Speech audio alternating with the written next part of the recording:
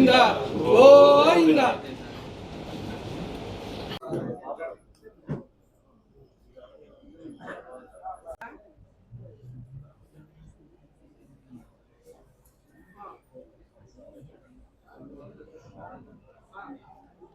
రాజు ఇంకా ఉన్నారు వచ్చేవాళ్ళు. మీడియా మిత్రులందరికీ ధన్యవాదాలండి. ఈరోజు ముఖ్యంగా అనంతపూర్ ఉమ్మడి జిల్లా జనసేన పార్టీ కార్యాలయంలో ఈరోజు ప్రెస్ మీట్ ఏం పెడుతున్నామంటే, మీరు చూస్తున్నారు గత వారం నుంచి వైసీపీ నాయకులు తిరుమల లడ్డు పైన అందులో కల్తీ నెయ్యి గురించి ఏమేం మాట్లాడుతున్నారో మనం అందరం చూస్తున్నాం.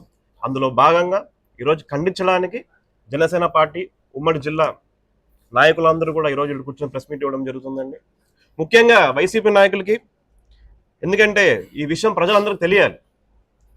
తిరుమల లడ్డు ప్రసాదంలో వైసీపీ హయాంలో నెయ్యి సరఫరా ఆ కాంట్రాక్ట్ ఏదైతే ఉంటుందో ఎన్ని అరాచకాలు జరిగాయో, ఎన్ని దౌర్జన్యాలు జరిగాయో మనందరూ తెలుసు. అసలు ఆవులు కానీ డైరీ వ్యాపారం లేని కొన్ని కంపెనీలు ఏదైతే ఉంటాయో ఆ కంపెనీలకి నెయ్యి సరఫరా కాంట్రాక్టులు వీళ్ళు ఇవ్వడం జరిగింది. అందులో నామ్స్ కూడా మార్చుకొని, నిబంధనలు కూడా మార్చుకొని అటువంటి కంపెనీస్ వీళ్ళు కాంట్రాక్ట్ ఇవ్వడం జరిగింది. ఆవులు కానీ, పాలు కానీ, పెరుగు కానీ లేకోకుండా నెయ్యి ఎలా తయారైతే చెప్పండి. అటువంటి కంపెనీలు వీళ్ళకి ఇచ్చి దాదాపు 60 లక్షల కిలోల నెయ్యిని ఎలా సరఫరా చేశారు అని జనసేన పార్టీ నుంచి మేము చాలా గట్టిగా అడుగుతున్నాం. ఇచ్చిన నెయ్యిలో ప్రతి చుక్క కల్తీని అని చెప్పేసి మీ అందరికి తెలియజేసుకుంటున్నాం. కెమికల్స్తో తయారు చేసిన నెయ్యిని వీళ్ళు సప్లై చేయడం జరిగింది. అసలు కెమికల్స్ ఎలా తయారు అవుతాయని మనం అందరం పట్టించుకోవాలి. Monoglycerides, lactic acid, beta carotene, acetic acid, palm kernel oil లాంటివి వాడి వీళ్ళు ఈ సింథటిక్ నెయ్యి తయారు చేసినట్టుగా SIT కూడా మనకి చాలా క్లియర్గా చెప్పింది అనేది కూడా మనం అందరం గుర్తు తెచ్చుకోవాలి.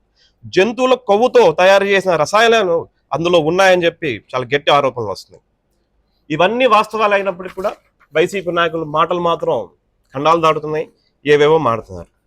కల్తీ నెయ్యి విషయంలో ప్రజలలోకి బలంగా జనసేన పార్టీ అధ్యక్షులు తీసుకెళ్లారని చెప్పే విషయంలో పవన్ కళ్యాణ్ గారి పైన గట్టి విమర్శలు వీళ్ళందరూ ఈ రోజు వరకు కూడా చేస్తున్న విషయం కూడా మనకు అందరికీ తెలిసిందే. వైసీపీ వాళ్ళు అధికారంలో ఉన్నప్పుడు ఇటువంటి అవకతవకలన్నీ చేసి అధికారంలోకి కుటుంబ ప్రభుత్వం ఎప్పుడైతే వచ్చిందో దాన్ని పరిశీలిస్తుంటే చేయంగా ఈ వాస్తవాలన్నీ కూడా మనకు అందరూ బయటపడినాయని చెప్పి మీ అందరూ తెలియజేసుకుంటాను.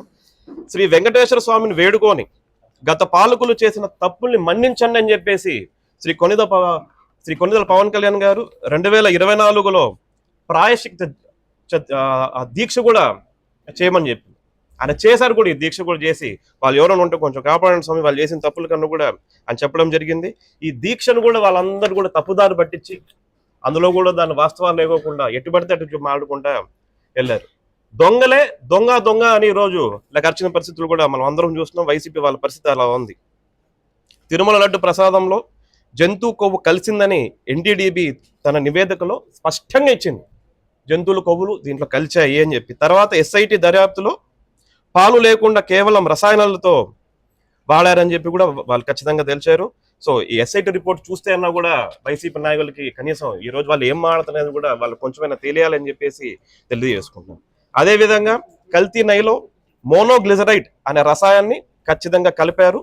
కొవ్వుని 200 నుంచి 250 సెంటిగ్రేడ్ హీట్ చేస్తే దాని ద్వారా ఈ రసాయనం తయారు చేసినట్టు కెమికల్ అనలిస్ట్ కూడా మనందరికీ చెప్తున్నారు. ఇలాంటి రసాయనం కలిసిన నెయ్యి లడ్డూలో వాడితే అది అభిత్రం కాదా అని చెప్పేసి నేను మీడియా మిత్రులందరినీ ప్రజలందరూ కూడా నేను అడుగుతున్నాను ఈరోజు.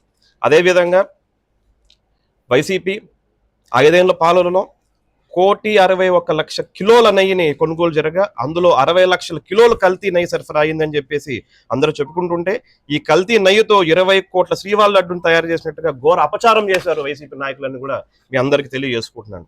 2019 నుంచి 24 మధ్య కల్తీ నెయ్యి సరఫరా చేసిన డైరీ కంపెనీస్ అయితేనే కానీ, మిడిల్ మ్యాన్ అయితేనే కానీ, రాజకీయ నాయకులు అయితేనే కానీ వీళ్ళందరి మీద SIT ఎంక్వైరీ ఇంకా నడుస్తుందని కూడా మీ అందరూ తెలియజేసుకుంటున్నాను. అందులో భాగంగా కూడా హవాలాలో కొన్ని కోట్ల రూపాయలు కూడా వీళ్ళు ట్రాన్స్ఫర్ చేసినట్టు కూడా మీ అందరికీ తెలియజేసుకుంటాం.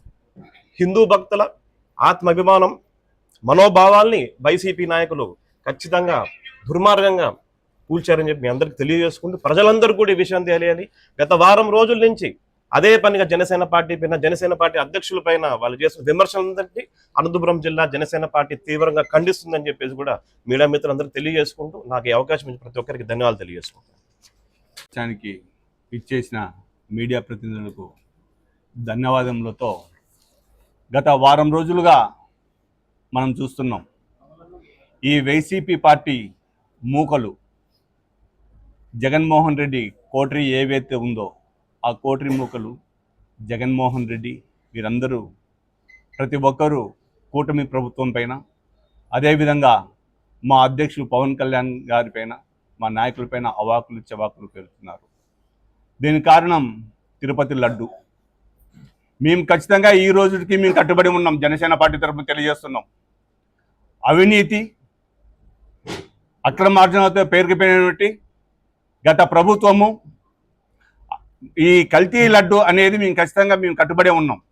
మీరు చేసినటువంటి కల్తీ లడ్డులో ఖచ్చితంగా జంతువుల కొవ్వు ఏదైతే ఉందనేది ఖచ్చితంగా మేము తెలియజేస్తున్నాం.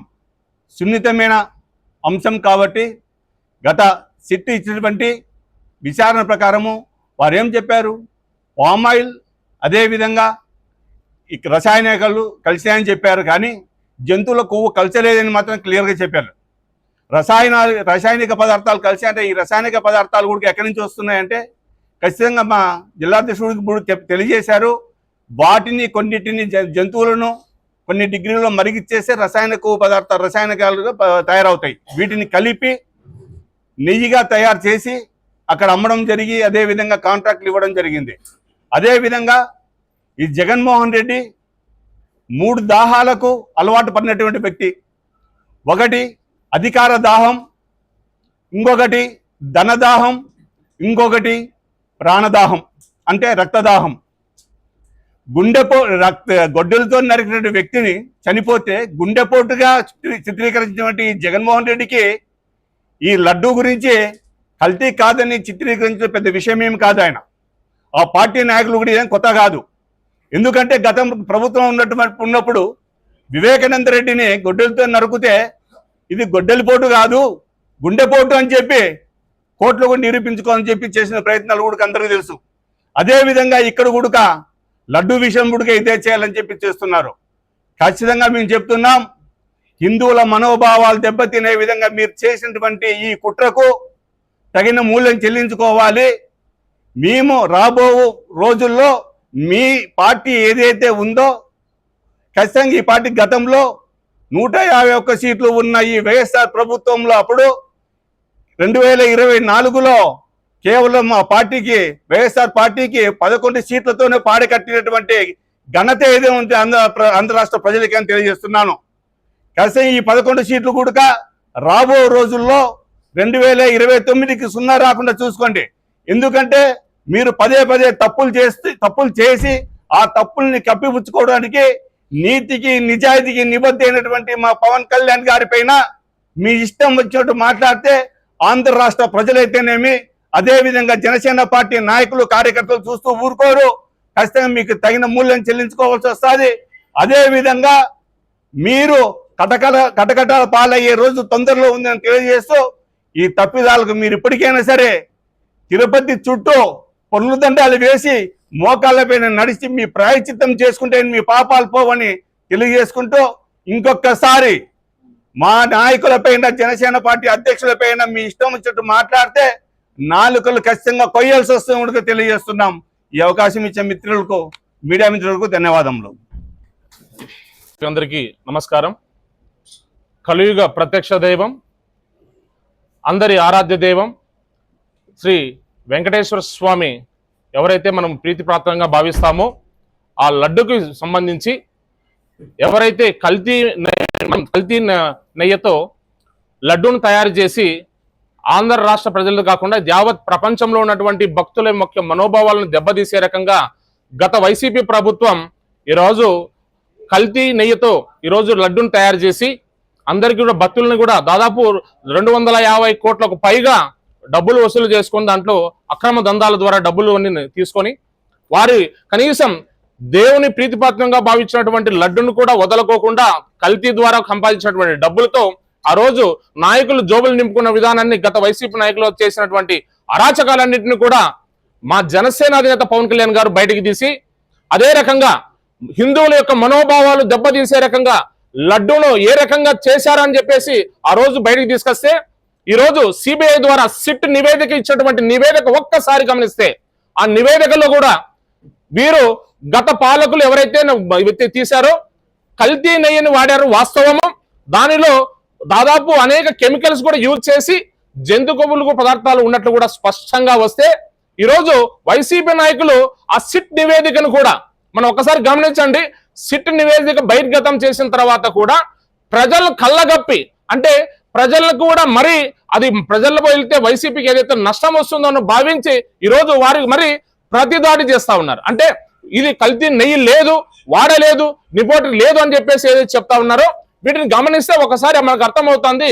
ఈరోజు సిట్ నివేదిక స్పష్టంగా ఇచ్చి గతంలో జరిగినట్టు వాస్తవము, ఈ రోజు ప్రజల మనోభావాలు దెబ్బతీరేకంగా జంతు కొవ్వులు వాడలేదని చెప్పేసి కెమికల్స్ రూపంలో ఉన్నాయని చెప్పేసి స్పష్టంగా ఇచ్చినా కూడా అది కనపడలేదా అని అడుగుతున్నారు జగన్మోహన్ రెడ్డి గారికి.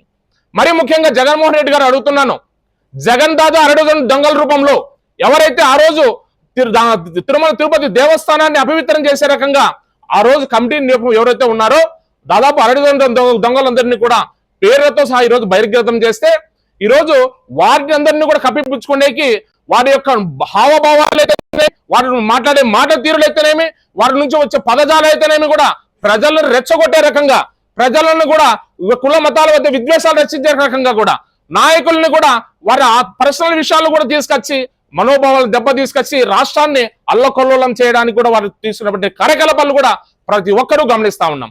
మేము ఒకటి తెలియజేస్తున్నాం జనసేన పార్టీ ద్వారా, వైసీపీ నాయకులు గతంలో మీరు చేసిన అరాచకాలు ఏవైతే ఉన్నాయో, కల్తీ నెయ్యి ఏదైతే ఉందో, ఆల్రెడీ వెంకటేశ్వర స్వామి మీకు 11 సీట్లకు 2 నామాలు పెట్టేసి 11 సీట్లు పరిమితం చేశారు.